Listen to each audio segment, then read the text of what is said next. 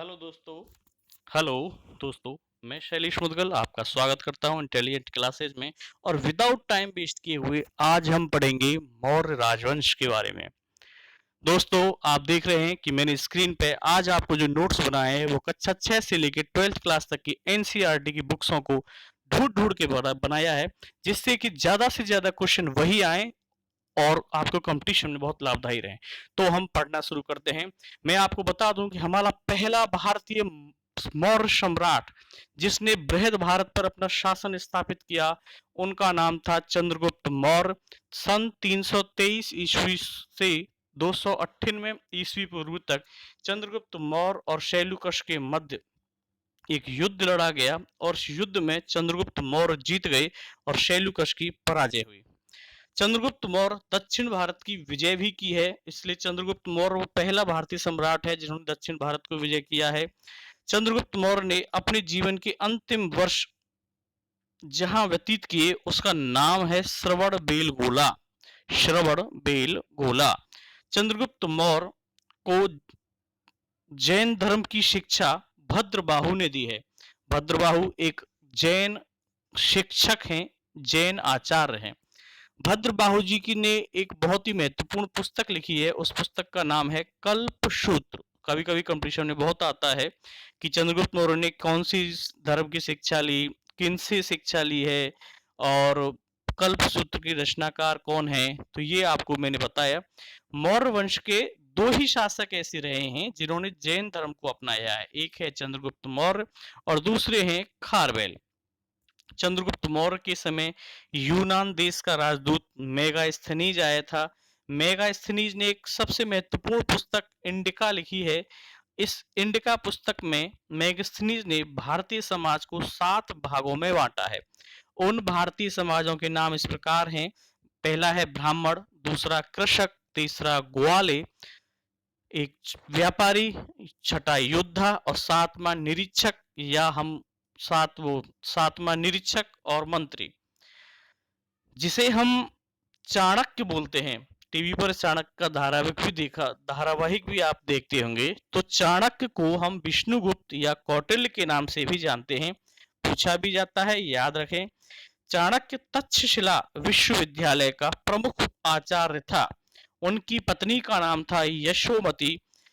इन्होंने सन 1905 में अर्थशास्त्र जैसी महान पुस्तक लिखी है।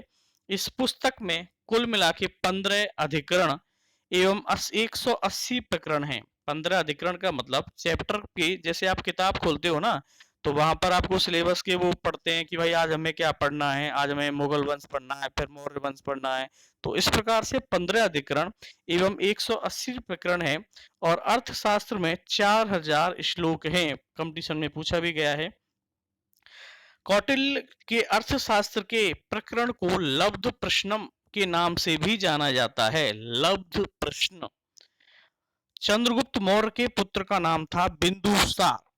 चंद्रगुप्त मौर्य के पुत्र बिंदुसार को अमित्र घाट की उपाधि से भी नवाजा गया है। बिंदुसार के शासनकाल में तक्षशिला में विद्रोह हुआ। बिंदुसार ने यूनान के राजा एंटीयूकस से अंजीर और शराब भेजने को कहा था। तो इन्होंने बोला था कि हम अंजीर और शराब तो भेज देंगे, लेकिन कानूनी दार्शनिक आपको नहीं भेजेंगे। ये लाइन पूछी जाती है, याद कर लें। बिंदुसार के दरबार में भेजा गया यूनानी राजदूत डाइमेकस था। डाइमेकस। बिंदुसार के पुत्र का नाम है सम्राट अशोक। सम्राट अशोक मास्की व गुर्जरा अभिलेख के लिए भी फेमस हैं। ये दोनों अभिलेख अशोक के अंतिम अभिलेख थे। अशोक का जो राज्यारोहण है 273 ईस्वी पूर्व में हुआ। इन दोनों अभिलेखों में अशोक के राज्यारोहण के बारे में बताया गया है। मास्की व गुर्जरा अभिलेख ये दोनों अशोक के अंतिम अभिलेख हैं। अशोक के जीवन में एक कलिंग का महत्वपूर्ण युद्ध हुआ है और उसका सन है 261 ईस्वी पूर्व। इस कलिंग के युद्ध में इन्होंने कलिंग को पराजित किया और इस युद्ध में कलिंग के 1 लाख सैनिक मारे गए हैं। लेकिन इस युद्ध के बाद इन्होंने अपना धर्म परिवर्तन कर लिया और इन्होंने बौद्ध धर्म की शिक्षा ले ली और अशोक बौद्ध धर्म का अनुयायी हो गया।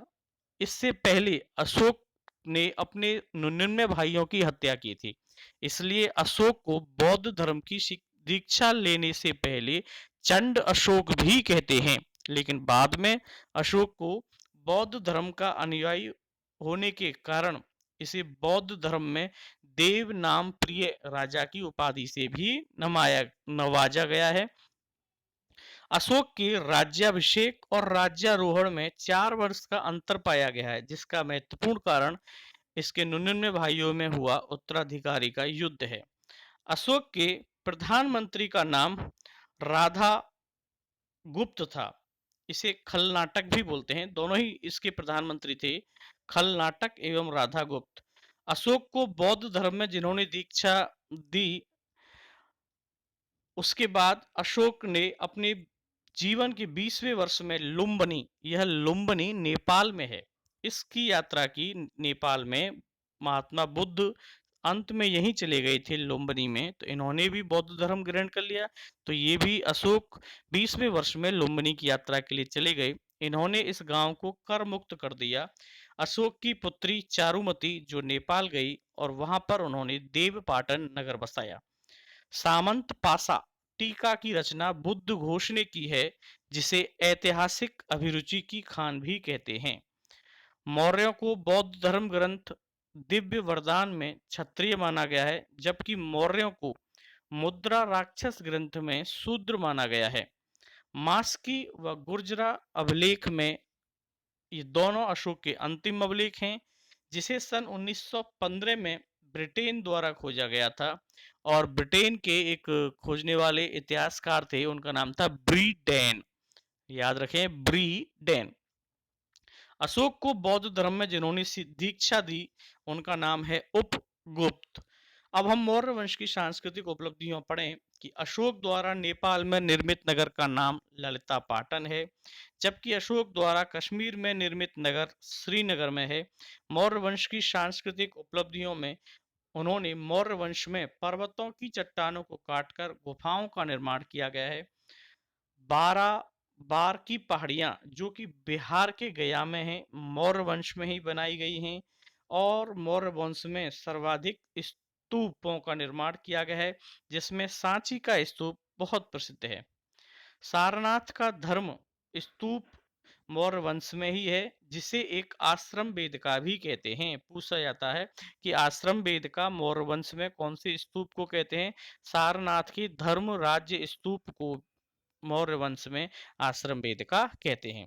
अब मौर्य वंश की जो लिपि थी, वो 3 लिपियां थी, ब्राह्मी लिपि, एक खरोष्टी लिपि। तो जो ब्राह्मी लिपि थी वो बाएं से दाईं ओर लिखी जाती थी, और ये मौर्य राजवंश की राष्ट्रीय लिपि थी। सम्राट अशोक के अधिकांशतः अभिलेख ब्राह्मी लिपि में खोजे गए हैं।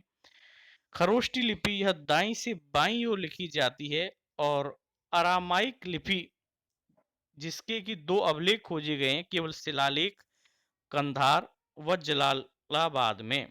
अरामाइक लिपि के 2 शिलालेख कंधार व जलालाबाद में खोजे गए हैं।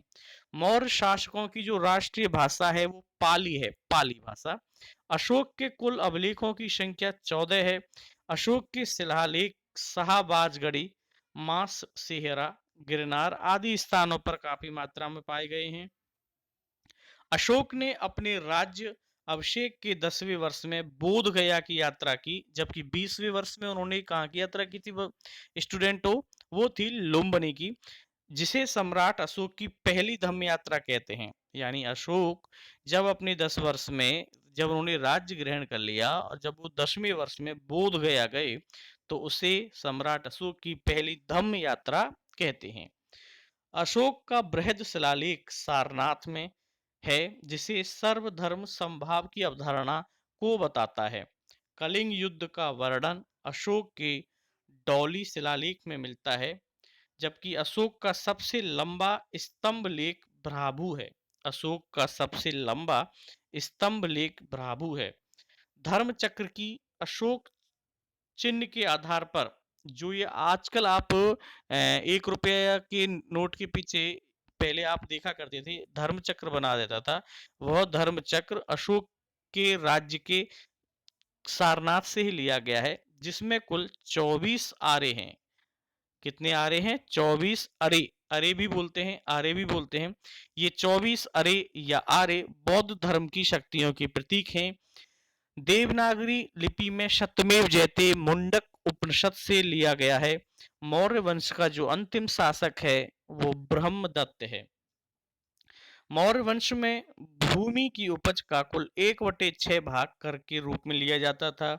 मौर्य वंश में विभिन्न राजकीय करों को एकत्रित करने वाले कर्मचारी को पुरुष कहते हैं। पुरुष कौन होते थे मौर्य वंश में?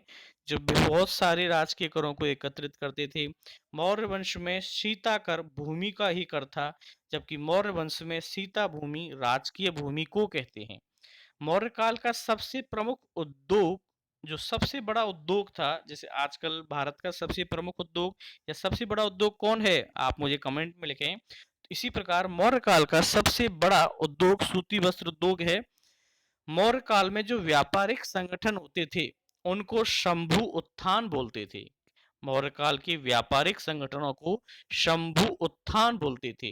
कृपया करके आप सभी, मेरे दोस्तों, आप सभी पेन कॉपी लेकर के नोट्स बनाएं और खुद ज्यादा से ज्यादा जो मैंने लिखा है इस एनसीईआरटी की बुक्सों को, इनको पेन कॉपी पर लिखें, इनको समझें। उसी के बाद मैं आपको ये भी बता दूं कि मौर्य काल में जो सोने का सिक्का था उसको निष्क कहते थे, जबकि चांदी के सिक्के को धारण और तांबे के सिक्के को मासिक बोलते हैं। मौर्य काल में समाहर्ता एवं सन्निधाता राजकीय कोषाध्यक्ष को कहते थे। मौर्य काल में खानों के अधिकारियों को आकार अध्यक्ष कहते थे। मौर्य काल का सबसे प्रमुख बंदरगाह बर्निश था। बर्निश पूछे जाते हैं। मैंने इसी के तहत मेगस्थनीज, जो मैंने शुरुआत में बताया था चंद्रगुप्त मौर्य के समय आया, इन्होंने भारत में मौर्य काल में 7 वर्णों का उल्लेख किया है। मेगस्थनीज ने यह भी कहा है कि उस समय जब मौर्य वंश था, मौर्य काल में भारत में दास प्रथा नहीं थी। तो कृपया करके सारी लाइनों को लिखें, उन्हें समझें। एक एक लाइन को लिखने से आपके काफी क्वेश्चन उत्तर लिख जाएंगे। पेन कॉपी जरूर लेके बैठें। Please subscribe intelligent classes. कृपया करके बटन को भी लाइक करें, ज़्यादा से ज़्यादा अपने दोस्तों को भी भेजें, जिससे कि वो इस कोरोना लॉकडाउन में अधिक से अधिक मात्रा में पढ़ सकें। तो आपको इस प्रकार से थ्योरेटिकल क्वेश्चन, ऑब्जेक्टिव क्वेश्चन भी, इसमें से कई सारे क्वेश्चन आपके लिए बनते हैं। तो मुझे कैसा लगा पढ़ाना आपको, कि प्लीज़ लिखें, सब्सक्राइब करें, अधिक से अधिक सब्सक्राइब करें। थैंक यू वेरी मच दोस्तों।